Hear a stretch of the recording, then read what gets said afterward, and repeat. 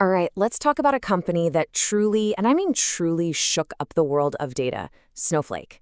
This isn't just another database story. It's about a complete rethinking of what a data warehouse could be, built from the ground up for the cloud. So let's get into it.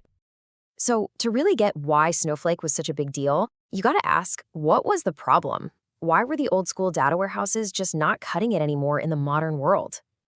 And that brings us to what I like to call the data warehouse dilemma. You see, before the cloud became, well, everything, data systems were built on these really old-fashioned ideas that were starting to buckle under pressure. This slide nails the core problem. The old way had compute and storage locked together. Think about it like this. It's like having to buy a whole new car just because you need bigger tires. It was rigid, it was slow, and it was ridiculously expensive. What everyone actually needed was the total opposite: systems that were separate, flexible, and lightning fast. This is where the story gets really good. A few industry veterans saw this huge, gaping hole in the market and came together with this incredible vision. They weren't just going to move an old system to the cloud, they were going to build something from the cloud. And the team they put together? Wow, just a total powerhouse.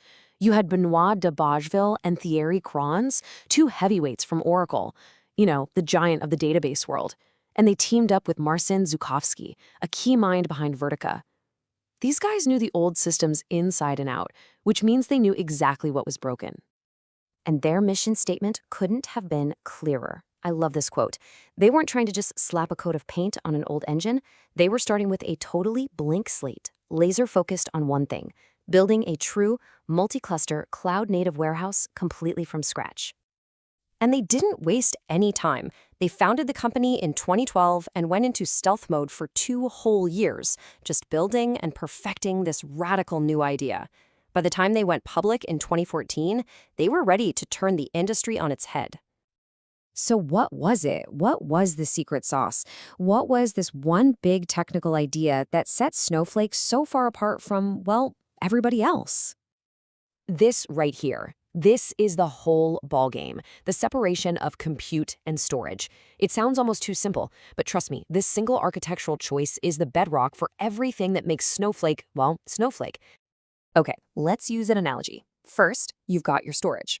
Think of it as one gigantic central library. All your company's data, every single bit and byte, lives in this one place. It's your single source of truth, and it can grow infinitely. And then you have compute. If storage is the library, compute is like having an infinite number of reading rooms. You can create these virtual warehouses instantly, whenever you want. Your marketing team can have one, your finance team can have another, data science can have 10, whatever they need. So why is that such a game changer? Because the reading rooms don't interfere with each other.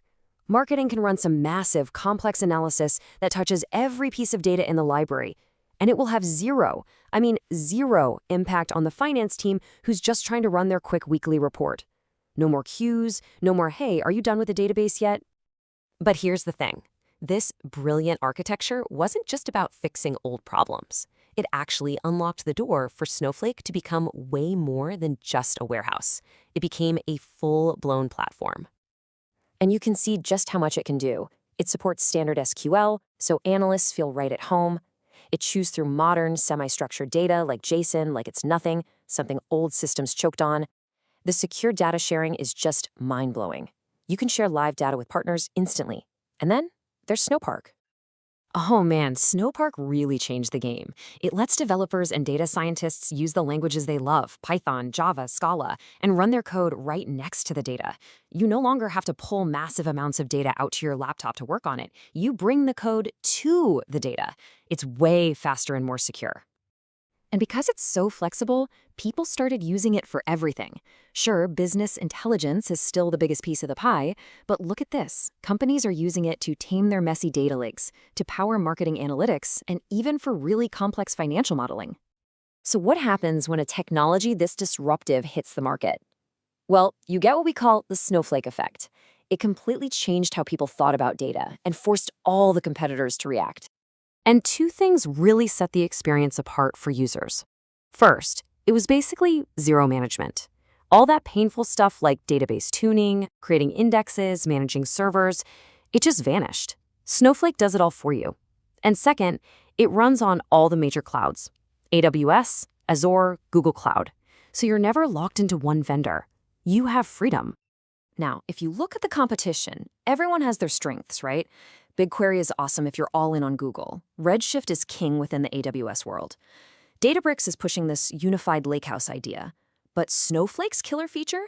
It has always been that incredible user experience and the massive ecosystem around it. It just works. And the end result is pretty clear. You have a platform that's loved by tiny startups and massive global corporations alike. And they all come for the same three things: unbelievable speed, beautiful simplicity, and pretty much infinite scale. Which kind of leaves us with one big question to think about. Snowflake proved there was a radically better way to handle data. So as the amount of data in the world just keeps exploding, you have to wonder, is that old way of doing things, that coupled and flexible architecture, is it now officially obsolete?